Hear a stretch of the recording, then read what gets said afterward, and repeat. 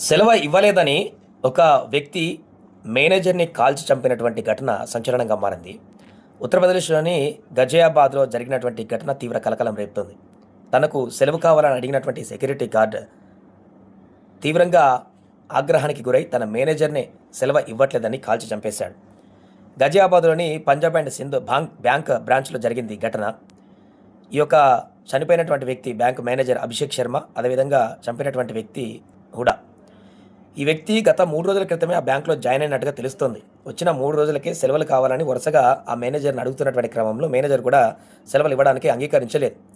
ఒక 2, 3 సార్లు అడిగిన తర్వాత మరలా సోమవారం మధ్యాహ్నం కూడా అదే రకమైనటువంటి ప్రయత్నం, నాకు సెలవులు కావాలని చెప్పేసి సెక్యూరిటీ గార్డ్‌గా పనిచేస్తున్నటువంటి ఈ యొక్క హుడా తీవ్రంగా వాగ్వాదానికి దిగాడు మేనేజర్ తోటి. ఈ క్రమంలో ఒక్కసారిగా తన దగ్గర ఉన్నటువంటి బ్యారెల్ 12 బోర్ గన్ దాన్ని తీసి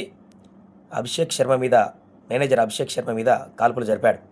వెంటనే అక్కడే కుప్పకూలిపోయాడు అభిషేక్ శర్మ. వెంటనే ఈ యొక్క శబ్దాలు విని బయటకు వచ్చినటువంటి సిబ్బంది అంతా కూడా ఈ సంఘటనను చూసి అవాక్కయ్యారు.